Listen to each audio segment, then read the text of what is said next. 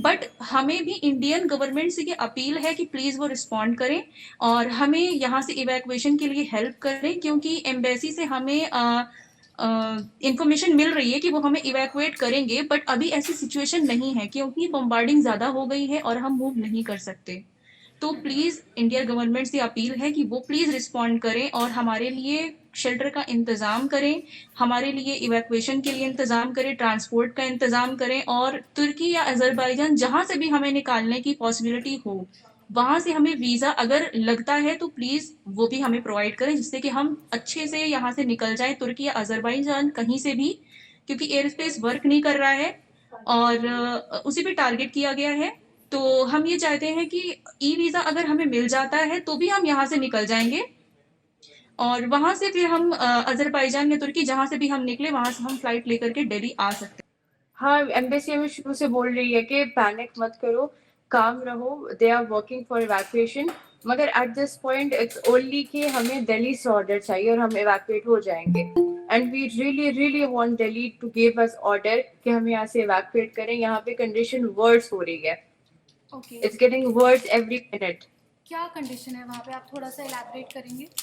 अब I will tell you, it was Thursday की night, I mean Friday dawn बोल सकते हैं हम। वहां पे क्या हुआ कि अराउंड 3:20 हम लोगों ने एक ब्लास्ट की आवाज सुनी। It was a really big sound and हम लोगों ने हमारी खिड़की से देखा तो there was black smoke. And जब हम लोग नीचे गए हमें और ज्यादा आवाजें आई, we could hear all the noises. And उसके थोड़ी देर बाद, 2-3 घंटे बाद, उन लोगों ने दोबारा कुछ फाइटर जेट्स की जैसी आवाज आई जिसमें से वी हर्ड फायरिंग। मतलब it was a sound similar to firing. And उसी के बाद से हम लोग इतने डर गए थे। मगर उस पूरा दिन हमने हमने तब भी अपील किया कि हमें इवैक्यूएट करो, बिकॉज तब तो ईरान का डिफेंस भी काम नहीं कर रहा था। हम लोग तब बहुत ज्यादा डरे हुए थे।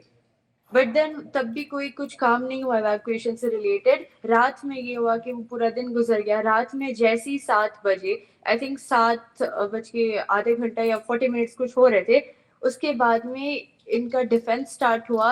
And then we were able to see all the drones hitting the missiles and everything. यानी हमारा आसमान पूरा का पूरा ड्रोन से भरा हुआ था।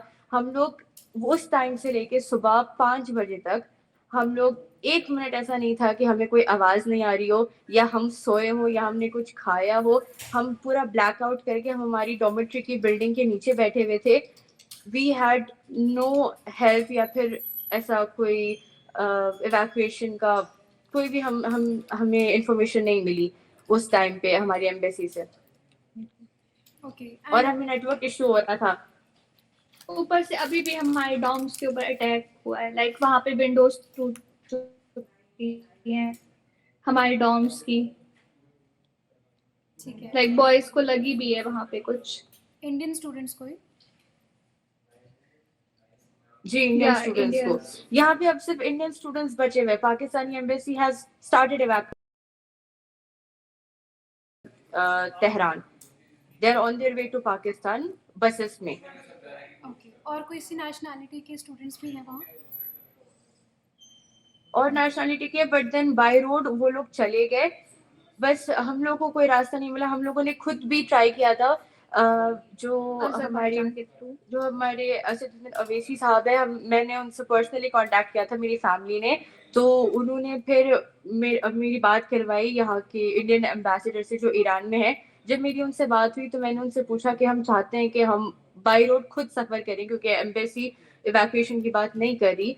तो हम खुद अजरबैजान से, मतलब तेहरान से अजरबैजान बाई रोड ट्रैवल करके हम लोग वहां से फ्लाइट लेके इंडिया आ जाना चाह रहे थे। बट उन्होंने बोला कि इंडियन एम्बेसी की कोई बात नहीं हुई है उससे, गवर्नमेंट की कोई बात नहीं हुई है, तो वहाँ पे कोई अश्योरिटी नहीं है कि अगर हम वहाँ जाएंगे तो वो हमें एंट्री देंगे या नहीं, या आगे क्या प्रोसेस होगा। एंड उन्होंने हमें सजेस्ट किया ऐसे टाइम पे 3-4 दिन, हम लोग तब कुम आ चुके थे, तो उन्होंने बोला कि हम लोग 3-4 दिन अब इधर ही रहे जहाँ पे है, अननेसेसरी मूवमेंट ना करें। और इसके लिए तो उन्होंने बिल्कुल सजेस्ट नहीं किया था कि हम ऐसे खुद ट्रैवल ना करें। ओके, और किसी कॉलेज से आपको क्या हेल्प वगैरह मिल रहा है अभी वहाँ पे? हमारी यूनिवर्सिटी बहुत हेल्पफुल रही है। जैसी ब्लास्ट हुआ था हमारे वाइस डीन आई थी हमें चेक करने के लिए, एंड उन्होंने हमें बहुत काम किया। उसके बाद में शाम तक हमारे डीन भी आ गए थे, मेडिकल साइंसेस के जो हमारे डीन है, और फिर उन लोगों ने भी हमें बहुत समझाया, हमें काम किया कि इंशाल्लाह कुछ नहीं होगा ऐसे।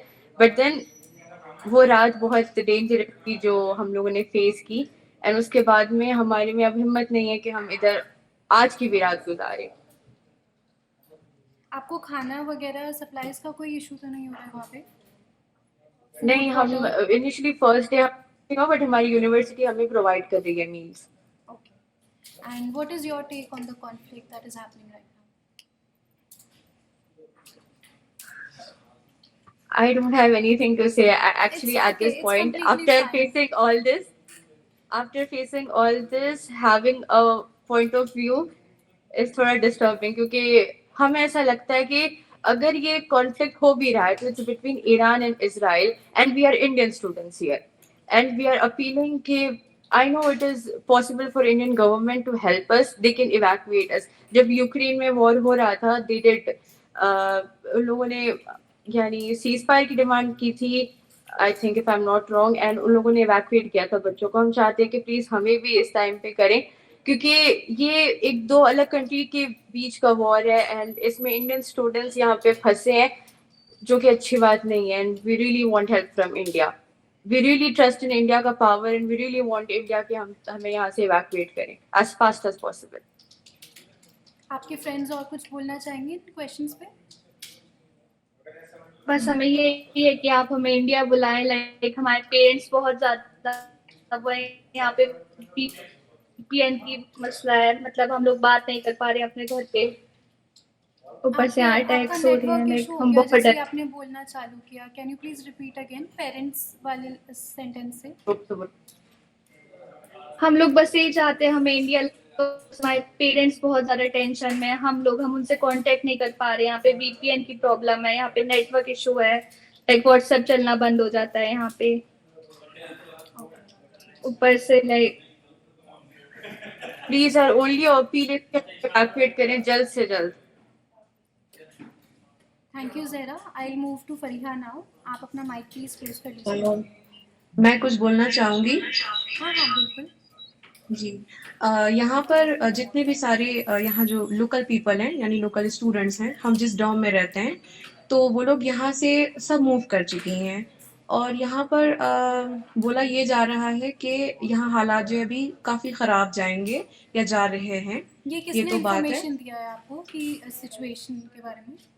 नहीं, ये चीज़ें हम यहाँ पर देख रहे हैं। अभी हम यहाँ पर अपने रूम में नीचे बैठे हुए थे ग्राउंड फ्लोर पर, और हमने जो है अभी भी हम आवाज़ सुन रहे थे, और फिर हम दूसरी यूनिवर्सिटी के स्टूडेंट से जब हम कांटेक्ट कर रहे हैं, जैसे कि ज़हरा भी थी, तो उनसे भी हमें ये खबर मिल रही है कि दूसरे ये जो हॉस्टल हैं उनके भी ऊपर जो है ये नुकसान हुआ है। तो आप भी तेहरान में ही हैं? हमें यहाँ जी हाँ, मैं तेहरान में ही हूँ।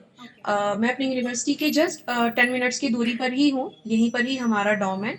और दो ऑप्शंस हैं, अगर तो एयर स्पेस अगर बंद है और अगर हम नहीं जा सकते हैं, तो कुछ ऐसी हमें प्रोवाइड करी जाए कि दो चीज़ें ऑप्शंस में हैं, एक है आज़रबाईजान और दूसरा है तुर्की का रूट, ठीक है? और ये दोनों जगह में हमें वीज़े की ज़रूरत है, क्योंकि हम विदाउट वीज़ा नहीं जा सकते हैं। लेकिन अगर हमारी इंडियन गवर्नमेंट आज़रबाईजान या फिर तुर्की के गवर्नमेंट से कंसल्ट करती है और हमें विदाउट वीज़ा वहाँ पर सिर्फ वहाँ से, जैसे कि इस्तांबुल से भी फ़्लाइट है दिल्ली और मुंबई की, और आज़रबाईजान के बुका एयरपोर्ट से भी फ़्लाइट है मुंबई और दिल्ली की। तो अगर हमें ये परमिशन मिल जाती है तो हम वहाँ पर भी बाय रोड जा सकते हैं, और वहाँ से हम सिर्फ ट्रांसफ़र हो सकते हैं अपने कंट्री तक के लिए।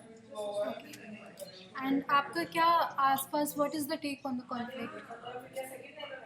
यहाँ पर कुछ चीज़ें हैं, मतलब यहाँ पे भी हम जब थे तो सेम ये सिचुएशंस थी कि हम जब रात में सोए हुए थे तो हमने एक बहुत बड़ी आवाज़ सुनी, और उस वक्त हमें यही लगा कि शायद ये बिजली की आवाज़ है, लेकिन एक साथ पूरे डॉम की लड़कियां जो है वो उठ गईं, और फिर उस वक्त से, मतलब 2-3 दिन पहले से ये चीज़ें जो है ये कंटिन्यू है। और कल भी ऐसा हुआ कि सुबह से लेकर के शाम तक, शाम के ढलने तक ये चीज़ें बिल्कुल नॉर्मल थी, और हम सोए हुए थे, लेकिन जैसे ही 7:30 बजे उस वक्त से ये आवाज़ फिर से शुरू हो गई।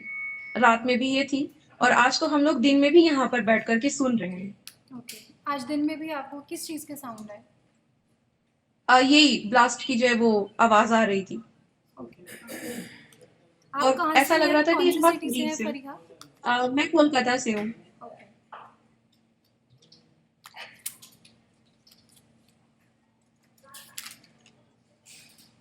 ठीक है, थैंक यू फरीहा। तहरीम, अब आप please take over the mic.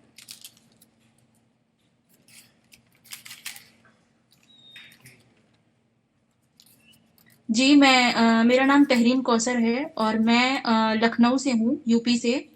मैं यहाँ पर फरवरी में आई थी 2022 में। अभी मेरा 2.5 इयर्स हो गया है अब तक, और मैं यहाँ पर एमबीबीएस कर रही हूँ। यहाँ पर थर्सडे नाइट को यहाँ पे बहुत ज़्यादा बम्बार्डिंग शुरू हो गई थी, रात के 3:30 बजे करीब। वो फर्स्ट बम्बार्डिंग थी ईरान पर इसराइल की तरफ से, और उस वक्त बहुत ज़्यादा आवाज़ हुई थी। उसके बाद से दिन के वक्त ये सब नॉर्मल हो गया था, लेकिन जैसे ही शाम होती है, यानी कि 7 बजे से 8 बजे के करीब, ये शुरू हो जाता है और सुबह तक ये ठीक हो जाता है। लेकिन आज ये इतना डेंजर है कि यहाँ पर दिन में भी सुबह से लेकर के बम्बार्डिंग कंटिन्यू है, और तेहरान और दीगर जो उसके जो एडजेसेंट जितने भी सिटीज हैं, उन सब पे भी बम्बार्डिंग हुई है काफी ज्यादा। जैसे कि करज हो गया, कुम हो गया, यहाँ पर भी बम्बार्डिंग हुई है। और मतलब बहुत ज्यादा आवाजें आ रही हैं, बहुत ब्लास्ट हुआ है, बहुत डैमेज हुआ है।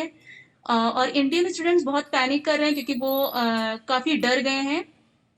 और हमारे डॉम के जितने भी लोकल ईरानी सारी गर्ल्स थी जो डॉम में रह रही थी, वो सब यहाँ से इवैक्यूएट कर गई हैं। जो तेहरान की हैं, तेहरान में निकल गई हैं अपने घर। जो बाकी सिटीज की थी, जैसे कि शिराज की थी, और जो मशहद की थी, इस्फहान की थी, जो भी थी, वो यहाँ से निकल चुकी हैं। हम सिर्फ इंडियन स्टूडेंट्स बचे हैं विद